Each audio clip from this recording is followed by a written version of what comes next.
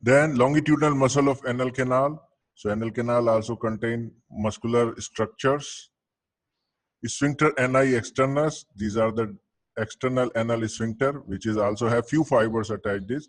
And right and left bulbovaginous part of levator ani. So this is the levator ani. This whole triangular muscles, which is visible in here. And this portion of that levator ani is attached on this central tendon, right? So we should understand it that this structure has much more importance. Now this is the schematic diagram which explains the things more clearer. So this is one left and this is the right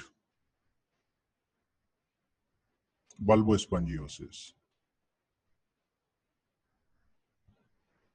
Spongiosus, okay, muscles.